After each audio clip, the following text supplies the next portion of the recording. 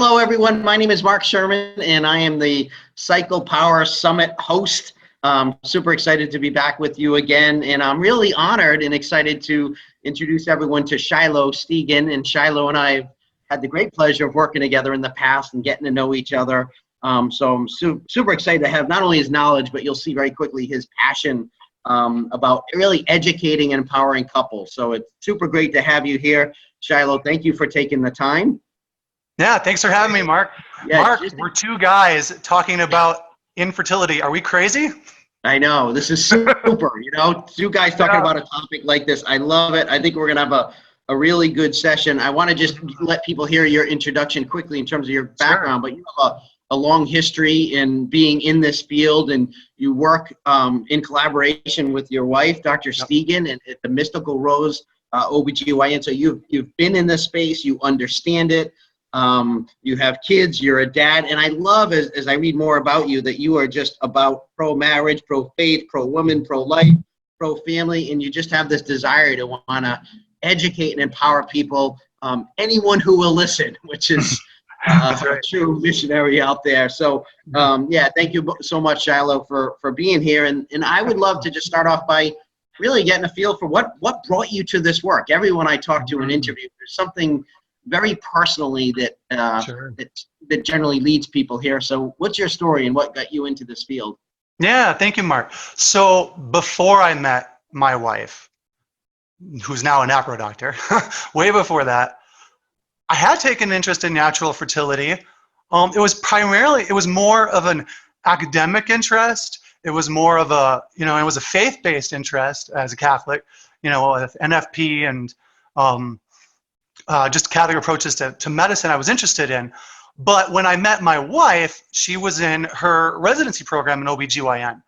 And so it gave me the opportunity to not just live out something in my head, but to actually live it out in practical life. Talk about it with my wife. How does it apply when you actually see a patient? And she's asking, she has this issue. What do you do? How do you respond to it? And so I liked that it became very practical at that point. It just wasn't something in an ivory tower, people fighting with pens. It was real life decisions. And I always had the belief that that a true faith would be consistent with nature, and that medicine would bear out the goodness of nature and of pure faith and belief in God. And so in meeting my wife, and as she developed in her training in medical and surgical NaProTechnology, I got to see that confirmed time and time again. And that's been a beautiful experience. So when talking about how it became practical in my life, our topic is going to be on NaProTechnology as an alternative to in vitro fertilization and other artificial or assisted reproductive methods. In the early stages of our marriage, we actually initially struggled with infertility. And, we thought, we're young and we'll just, get married and have our family, right away. And when we were ready to conceive, it didn't happen right away. Didn't happen. It's like, okay, and again, for me, it was still a little academic, so I wasn't as concerned about it, but my wife was a doctor, so she knew what was going on. Sure. And so, we started feeling that anxiety building. But, thank God, because we were already practicing NaProTechnology, and specifically, we were charting our ovulatory cycles using the Creighton model, we knew the best time to conceive and to attempt conception. And so we were right on the edge of Creighton model's infertility diagnosis at 6 months of charting. And in cycle 6, we were blessed with pregnancy, and we had our first boy. And yeah, and what was neat was, because of our specific situation, it was more easily remedied in future pregnancies, because once you get that first pregnancy through, the rest tend to come more easily. It's less of an issue because of our specific infertility challenge. So now we've been blessed with 4 boys, ages 10 through 3, and I'm just so grateful that we went this path and didn't have to go down an alternate route that would have so many issues that I'm hoping to present some of those today. No, I think it's outstanding, and you never want someone to have to go through some kind of crisis or the trauma associated with struggling to conceive, but your ability to empathize, both you and Teresa, and understanding what people are up against when you have that expectation of how you think your family building is going to unfold, and when you're up against that month-to-month delay, and it's not meeting that expectation that we had, it just doesn't take long where those thoughts are colliding, and very quickly we're in a place of great amounts of worry and concern and that anxiety. And yes, sometimes what the husband is experiencing might be different than where their wife is. So it's incredible that you have a little bit as a background. And yeah, and I think what is so cool about today's conversation, and for the few other interviews that I've done, there's so much talk about NaPro, but up until now, I don't think we really had this deep dive to truly help educate people understand, what is this NaProTechnology? Is this just a religious thing that you might consider doing if you're Catholic or not? And I think what is interesting about this conversation, Shilo, and I'm excited about, is touching on the importance of the individual, the woman, the couple as part of conception. Two, our ability to actually bring our faith along with us on this journey, where they're not, versus being treated as two separate things, and how we might value that and honor that and bring that along with whatever path we might choose. And then I think the third piece that'll be most interesting is the performance and success rate, the NaProTechnology, all the great things that happen in addition to, this is a very viable way of building families, never mind some of the incredible other benefits that can come from what we learn about ourselves and our body. So why don't we start it off with that as the first thing. Let's talk about the importance of valuing yourself in your marriage is part of a treatment process. Thank you, Mark. And Mark and I have both having a common experience dealing with fertility issues. When I was preparing for this presentation, I thought it'd be best to create a few questions that we kind of back and forth off of, and then present the reasons to consider NaProTechnology as opposed to IVF. And I do think that these are things that can resonate with couples. I especially think that these are things that can resonate with guys. So ladies, if your husbands have been kind of leery to joining you for the Psycho Power Summit, just going, oh, is that your thing or whatever, I really strongly encourage you to have them come to this talk. Because there's going to be two guys talking about fertility. And I certainly believe that the ladies out there can gather a lot, even if it's just you. But I especially want to encourage the guys to join your wives for this presentation, because I think that what I want to present can really appeal to you. So thank you, Mark. I appreciate it. Hey, I can't agree enough. And since we are two guys talking about it, let's face it, it's a troubling time in the way a male is interpreting what's happening, and a woman is just completely different. And many times it's the woman that feels this ownership, Shilo, of all the things that need to happen and what to do and some of the tough choices. And a lot of times the partner is there and being supportive, but it takes more than that. They gotta kind of come together at a deeper level in terms of being involved and engaged. So come on, men, join us. Let's do it. Awesome. All right, so my first question, and I'm going to propose it to Mark, but I want you in the audience to imagine it as I'm asking you. So the first question is, would you prefer to conceive and bear children through your natural sexual relationship with your spouse? Or would you prefer conceiving and bearing children through assisted reproductive technologies such as in vitro fertilization or gestational surrogacy? So what would you say if I just asked you that question? If I just came up to the street, Mark, and stuck a microphone in your face, what would your preference be? Yeah, it would be naturally with my wife, and and I think a lot of people think those are two separate things. It's just not possible. We tried that way and it didn't happen. Therefore, you need to go to option B. But yeah, option A. All day long. Absolutely. And I think that one thing that's happened in our mainstream medical community is that this simple reality that, and this is my reason number one to choose NaPro over IVF, is you don't need IVF because you don't want IVF. Now, I know that there's people that are watching this presentation that may have gone on the IVF pathway already, may or may not have gotten pregnant and carried a baby to term.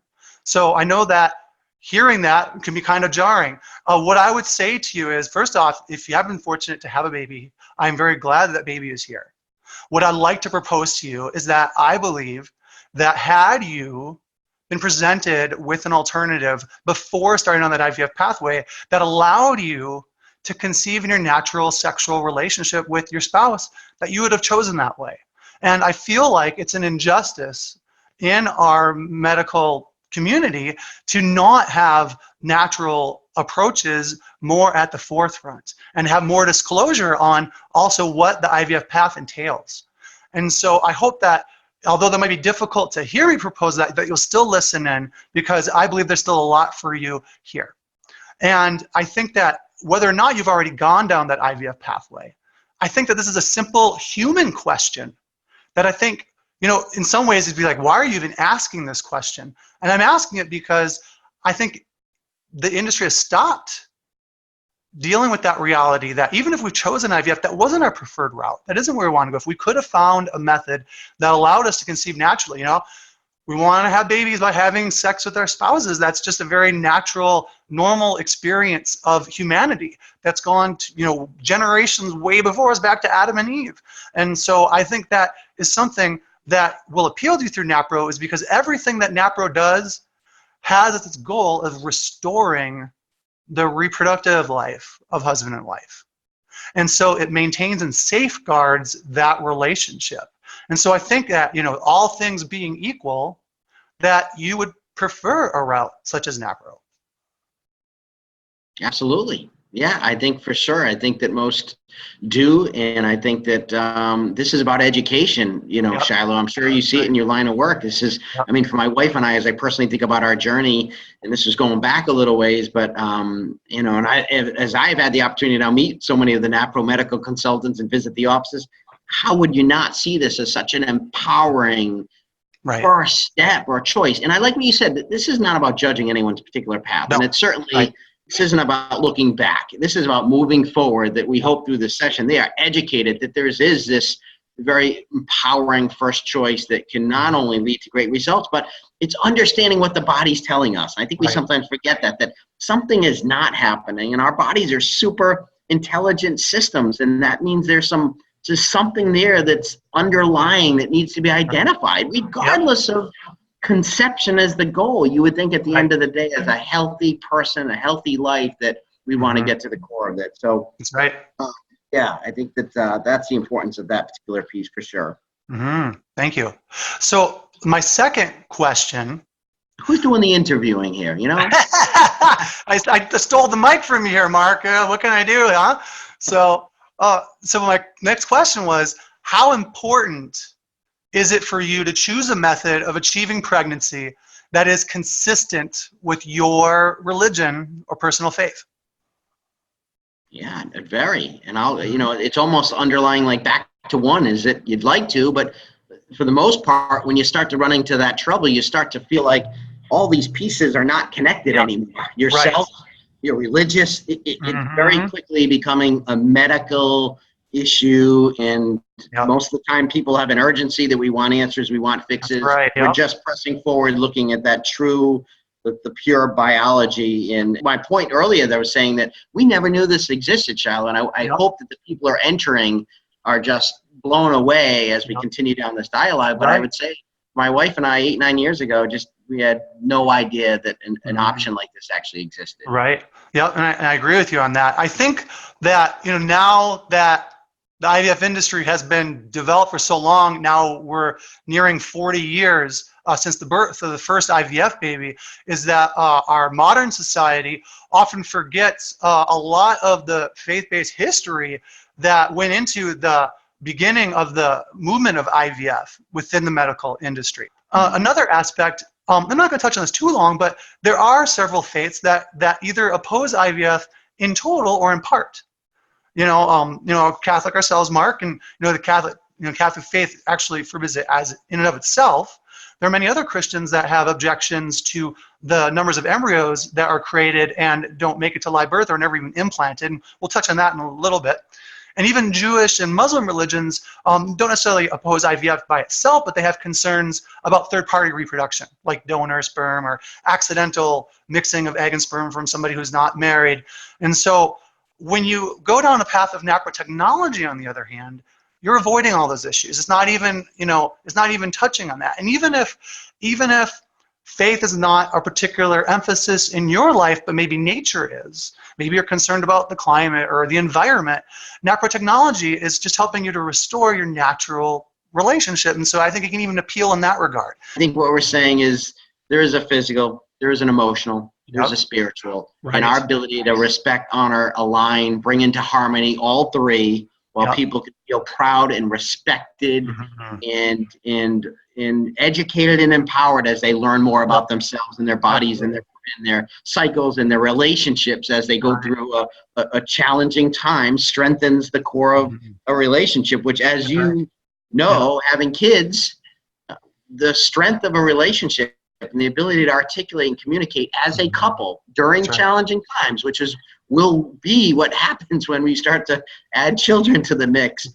Those Absolutely. are amazing skills, and I think sometimes it's through our struggle that gives us that preparation. Yep. So That's right. Right. it's really a good message. So I don't know, I don't want to break your, if we just got what is NaPro for a second, I don't want to just assume for even the interviews I've done, it's being discussed. Sure. Can you help just really, someone's probably nodding their head saying, yes, yes, I know you have one more question for me, but Sure. yes. We can get back to it later. Yeah, just maybe help level set people in terms of what Yeah. exactly is it? Absolutely, and that's great. So NaProTechnology, that is an abbreviation for natural procreative technology. It is a model of women's healthcare that incorporates a method of natural family planning, specifically the Creighton model method, as a foundation for a whole continuum of women's healthcare. So we're talking about it today in terms of infertility, but it's intended to help diagnose and treat multiplicity of women's health conditions. It can range from PMS, postpartum depression, heavy, painful periods, and then also conditions that often do relate to fertility, such as endometriosis, PCOS, hormonal disorders, uterine fibroids. It's meant to encompass the entirety of women's health, gynecological health. To do it in such a way that respects the woman's body, that respects the couple's sexual relationship, and restores it all so that it can work the way it was intended to. So now, I mentioned the foundation of NaPro as the Creighton model of NFP, and one of the bonus content that you'll see in our interview is going to be a sample chart, because like, hey, what does this thing look like, right? Yeah. We want to know, like, how does this look like in real life? My wife and I, I'll put it in this way, my wife and I, every night, talk about her cycle. We talk about, what's going on, what kind of observations are you having, and for those of you who are already familiar with NFP, but maybe not Creighton model, I will just say right now is that Creighton model is a method that incorporates cervical mucus observation.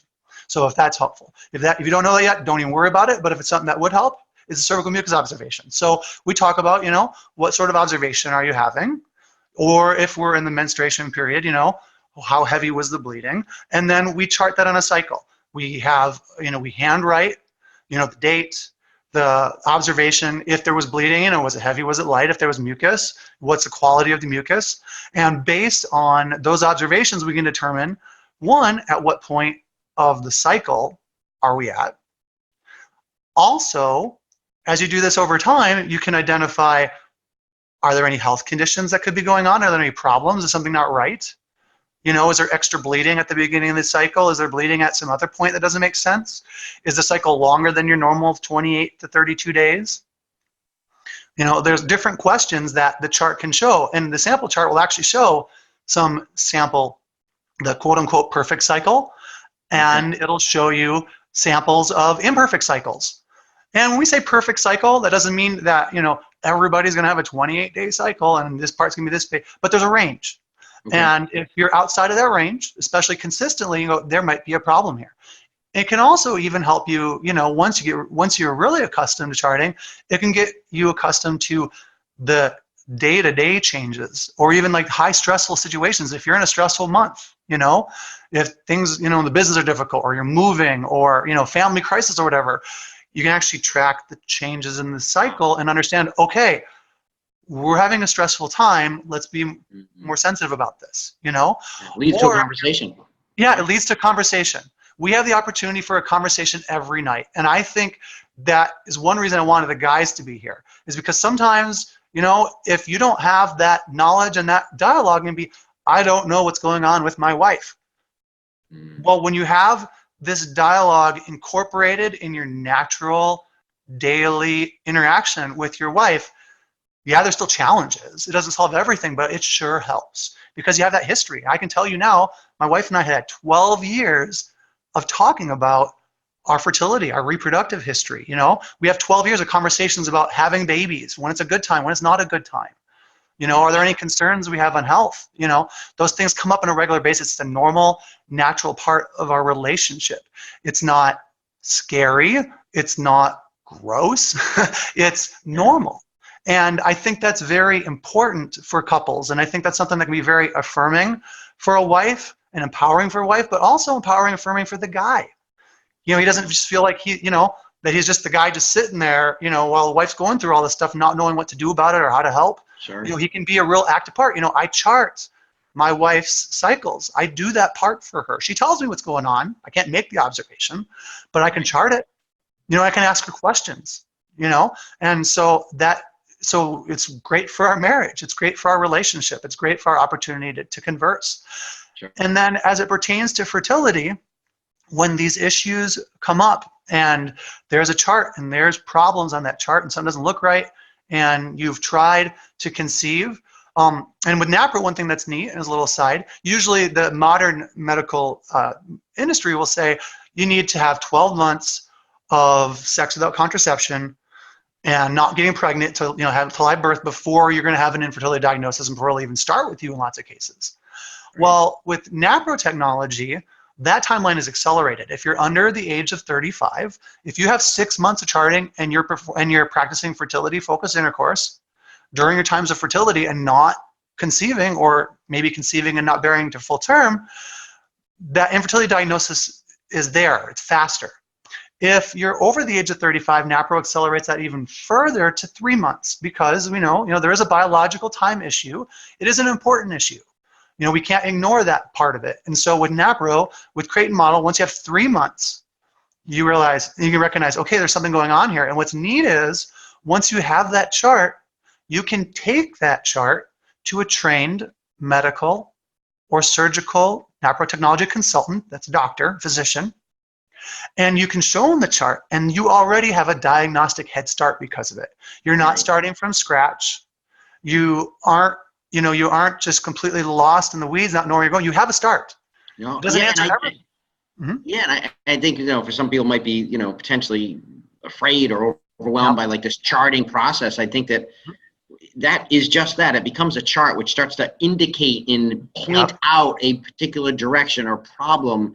And I think that for all the people that would probably agree in healthcare, where you feel like it's a cookie cutter approach, and certainly if you think about IVF, it's almost like regardless of diagnosis, even unexplained, you're treated there's the same steps that progress you through. And I think what's important, the charting is the way for the body to be like, alarm, or hey, look over here. Right. It's like, I just think and it doesn't stop there, right? What NaPro does is then take those markers, right, and then start to say it's telling us a story, and there's certainly protocol to support engaging in that.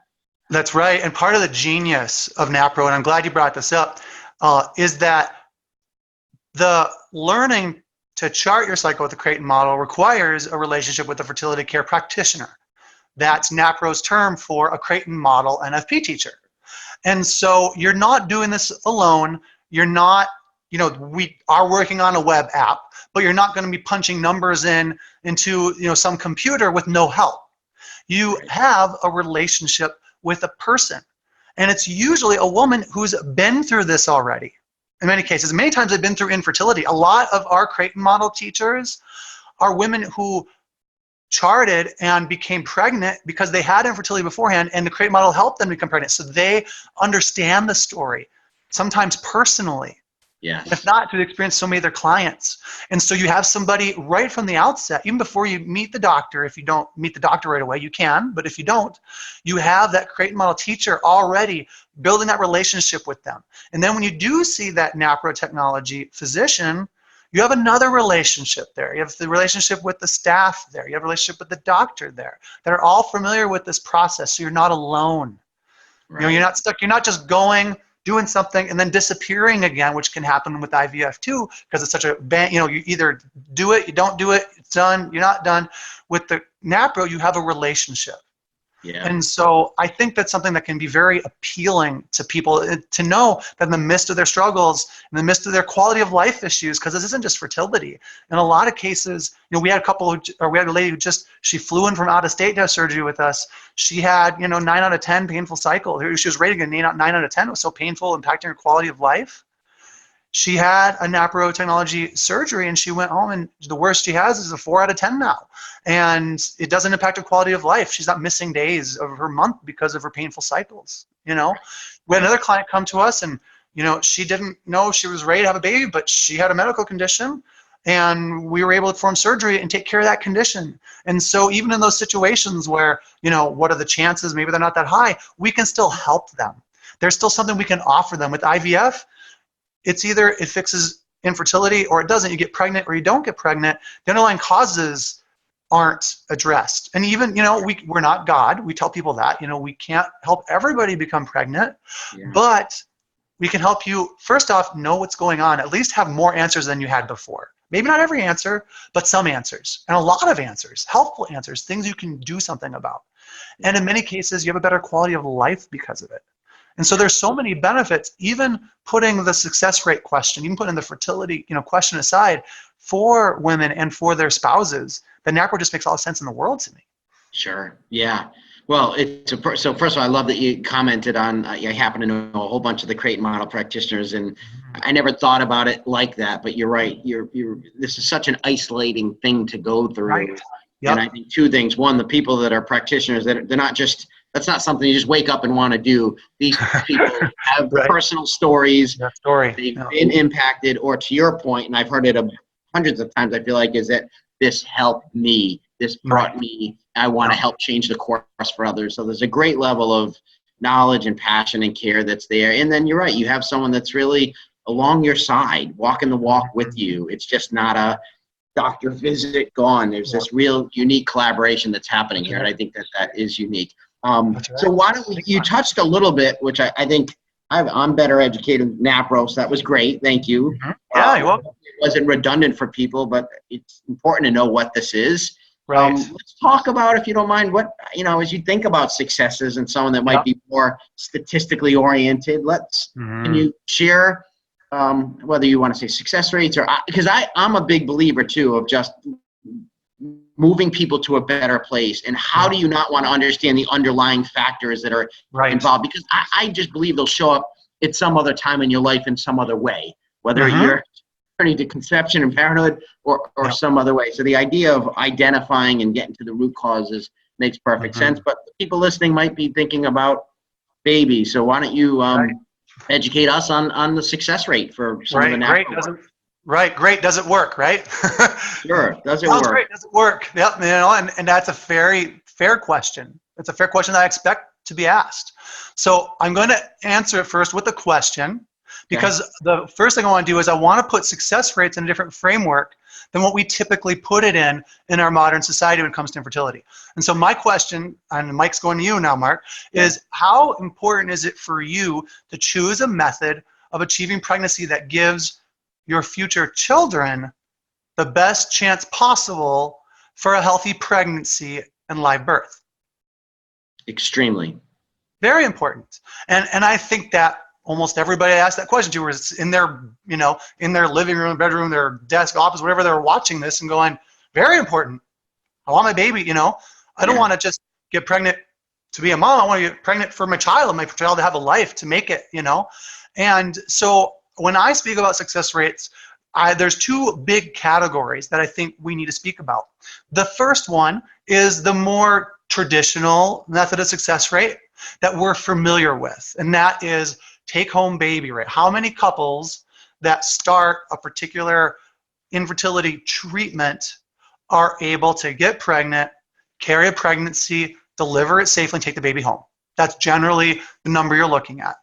Yeah. And the first thing I need to say is that it's hard to compare success rates between a method that involves natural conception with a method that is assisted, because with assisted, you have a very short period of time where you're performing the cycle. It either happens or it doesn't happen, and it's very fast.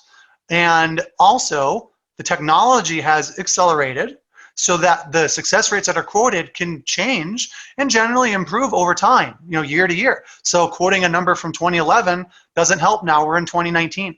And so it can be a very big challenge to stay up to date. So I think the biggest question, the big question that you can ask for comparing is, are they comparable? And so if you go to one clinic and ask them their success rate, you go to the CDC, you're gonna see different lists of success rates. If you go to the Society of Assisted Reproductive Technology, you're gonna have a different report.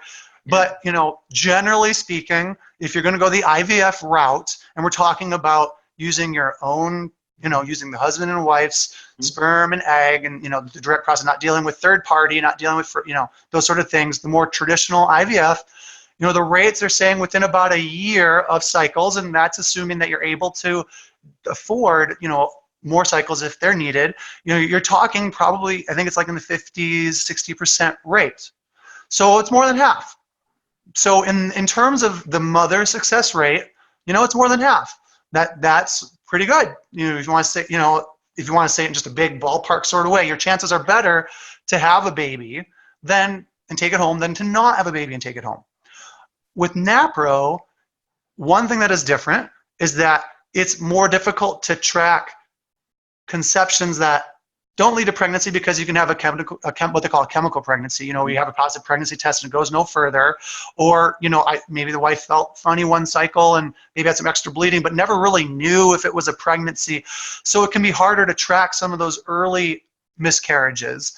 But at the end of the day, the rates that are quoted for NaPro is at a couple that starts in NaPro, and again, assuming that you're going all the way through it, and assuming in this case normal sperm for the male, is within 1 year, 45% of couples can conceive and take home a baby, up to 60 to 65% after 2 years, and up to 80 to 85% after 3 years.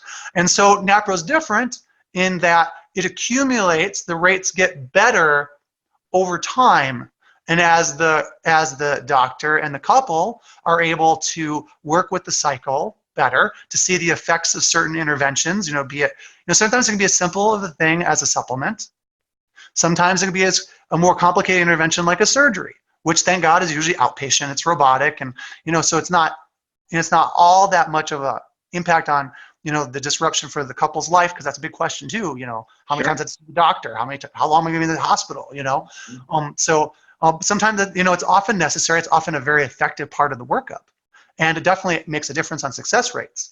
But over time, once you're through that, especially that initial workup period, you have time to drill down on that woman's cycle and to understand, what supplements worked for her. You can personalize the treatment. What lifestyle changes help. Maybe gluten-free will help somebody, but maybe it won't help somebody else. Maybe there's different lifestyle things you can do. There's different different interventions the doctor can do. Different medications. Tracking the ovulation cycle through ultrasound. There's lots of different interventions you can do, and over time, as that knowledge grows, the chances grow. Yeah. And so the big question is it comparable? I think that from the mother take-home baby rate question, I think the answer is yes. There's a trade-off of time. I think that with fertility and with the biological clock ticking, that can be a source of anxiety. But I think that if you're willing to be patient, and if you want to answer the questions of why can't I get pregnant, which is very often a burning question for many of these couples, NaPro is going to make sense still. Even if it's not as immediate, even if it's not getting pregnant yesterday. Sure. It's having the possibility of getting pregnant and getting healthier at the same time, improving your quality of life. Same time. If you want more than one child, to get to the root of understanding that's pretty important. That could change your course for babies in years to come. So that's right. That's right. And in our situation, setting the foundation, looking at the long term. Let's set the foundation for future pregnancies. Maybe you had one IVF baby, but now you have to go through it all again to have another chance. And did anything that you had going on before change because of the previous IVF intervention? Probably not. But with NaPro, it probably did change. And so it's a very important difference. So that's the first big category of success rates, and that's the more traditional success rate, mother rate. But the other rate, which I think is also very important, that is less known and less talked about, is the baby's success rate. What are the chances of a baby created using a particular infertility treatment? What are the chances of that baby making it to live birth and coming home with mom and dad from the hospital?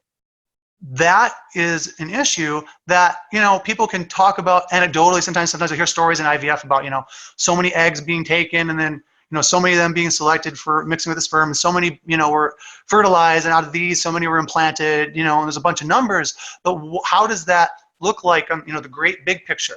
And it's hard to get those numbers too, because, for example, in the US, the CDC requires IVF clinics to report their success rates from the mother's perspective, from the cycle success perspective. But there aren't many countries, the US included, that have to report how many babies were created in order to bring about those IVF cycles. The only country that has good data on this is England. England has a lot of government intervention when it comes to their IVF program. They actually have an embryology authority, HFEA, so they have to report on these things. And so they have to report how, more traditional CDC type numbers of how many cycles were performed. They also have to report how many embryos were transferred into the woman's uterus. And then they report how many live births resulted. In addition to all of those numbers, they also need to report, and annually have to give a report. A member of parliament asks every year, and has the legal authority to do so, how many babies were transferred, but also how many babies were discarded. What I mean by that is how many embryos that were created that never even got to the point of implantation.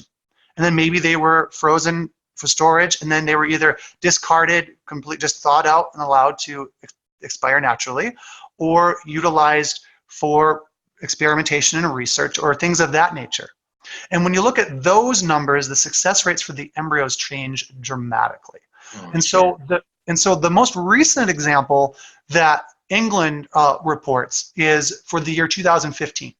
And so in the year 2015, there were about 20,000 live births that occurred. And so that I make sure my number is perfectly accurate, it looks like that there was about 68,000, might have been a little bit less, IVF treatment cycles that happened in 2015, and that resulted in a little less than 20,000 live births. So you think of, so put that number in your head, 20,000, put that in one category. And now you look at the report, and it's in England parliamentary documentation, because it has to be, where they asked how many embryos were transferred and how many embryos were discarded. And the calendar year that matches is late 2014, early 2015. And in that same calendar year, you have 84,000 embryos transferred and 172,000 discarded. So more than twice as many that were more than twice as many of the babies that were transferred were actually discarded. So when you add it all up, that means that there were 256,000 embryos that were either utilized for IVF and may or may not have taken, or that were decided to be discarded at that point. So when you do the math, that means that 7.8% of those embryos in that data set made it to live birth. Wow. So now when you compare that to NaProTechnology, again, asking that question, how many babies were created using NaPro, that's a more difficult number to attain. But what we know from our experience from the reports we have done is that the miscarriage rates are improved. We have protocols for miscarriage. Our preterm labor rates are better than the national average. Like right now, the national average in the US is about 10% of preterm delivery, and we have 7%. We've had 7% decades ago, so we were way ahead of the curve on that. And then avoiding twins and triplets, because those are high-risk pregnancies. NaPro was, had 3% rates, decades ago, and IVF was 35%. Now they're down to 11%, but they're still way behind. Yeah. And so NaPro has been ahead of the curve on the things that we can track. NaPro has been ahead of the curve, so it's reasonable to conclude that they're ahead of the curve on the beginning part, the part that we can't track as easily. And so it's reasonable to assert that somebody who chooses NaProTechnology is going to have a rate of embryonic survival comparable to or better than regular couples that have natural fertility because of the additional interventions and relationship and the ability to track your cycles and all that adding up. It's reasonable to conclude that. Yeah. Those numbers are still hard to figure out because of those early pregnancies, but usually data out there suggests anywhere from a third to a half, which is a really high number of miscarriages. But even if you use that aggressive number, and even say in a worst case scenario, if NaPro is that bad, it's still 50%, and it's probably way better than that. And so if you were to sit down with the doctor and they said, okay, if you choose this path, your created baby has an 8% chance of making it to live birth and taking that baby home, versus another path where your baby has a better than 50% chance of coming home with you from the hospital. Which method would you choose? Yeah, So, it's incredible. Yeah, and I think what you've done is that people could be potentially just so fixated on this number, this statistic, and it just seems so appealing. And like any numbers, they can be manipulated. Right. And it's about getting the facts and and knowing that people can alter these things in a way that might seem super appealing, especially, and I think this is the challenge, that you have people that feel like there's just this waiting is not on their side, and that there is this clock that's ticking. And I think that the challenge I have with that is I believe statistically the urgency of that thought and that constant pressure of needing to go could have as much negative impact as the actual age itself of the egg. So the idea of staying calm, you've come this far, and I think just good to help educate people that a lot of numbers can be skewed in a way that might make something look very appealing. But I think if we were,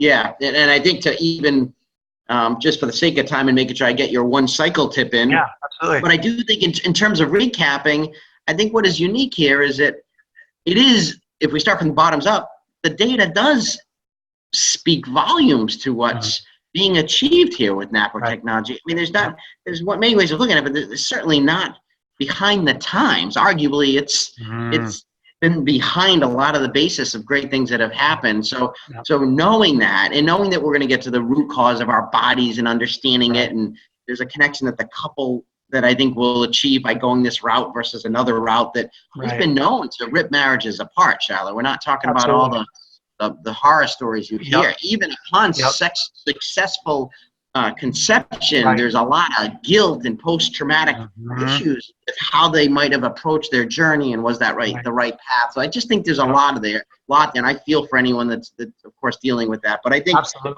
statistically, NaPro clearly matters. We're going to get to the root cause of things. I think, and at the same time, we're honoring our relationship as an individual, as a couple, and we're certainly valuing our faith, where all those three pieces can actually coincide, and it's not something that needs to be left behind, and we have to just make a tough choice on what things we're going to lead with, and others there's no room or space for it. So I think that's incredible that it's very relationship oriented, faith based, certainly, and the performance itself and the numbers you shared are, I think, very compelling. Well, thank you, Mark. I appreciate it. Yeah, and I don't know, you just said so much, but that was my attempt to recap it. But why don't we? What's your takeaway? You know these people better because they come into your facility all the time. There is a level of urgency, and there's that weight, and there's that pressure, and the in-laws are saying, "What are you waiting for?" I want to have a great check, right? So knowing that, and with everything you covered, what would you say would be your one cycle power tip that you'd want to leave people? Yeah. So my cycle power tip would simply be to consider getting started with NaProTechnology. Now, whether it's something where it's like, I want to move now, and you're ready to see the doctor now and want to get the whole workup started, or if it's I want to do this, but I don't know where to start, I have budget concerns, I don't know if this is the right time for me, but I know it's a concern down in the future, my encouragement to you is still to get started, take a step. So one thing that's neat about NaPro that we really haven't touched yet is that you have flexibility and control in timing the different parts of the NaPro journey. And so if budget's an issue for you, or if you think fertility might be an issue for you and you're not married yet, but you want to deal with it now, well, you can still get started by finding a fertility care practitioner that's a Creighton model teacher. The best place to find a Creighton model teacher is to go to fertilitycare.org, fertilitycare.org.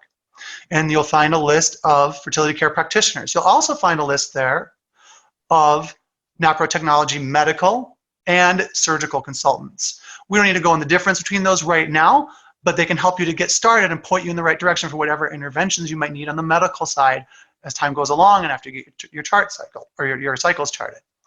And so whether or not it's something that's an immediate now or it's a thing long-term that you want to deal with, getting started today, there's a place you can go as a step you can take. Excellent, and I think you're right. That website, the fertilitycarecenter.org, there's just so many different people that are there, and there's listings in any city, any zip code, and you're going to find that loving hand, that person that's been there, that understands the journey.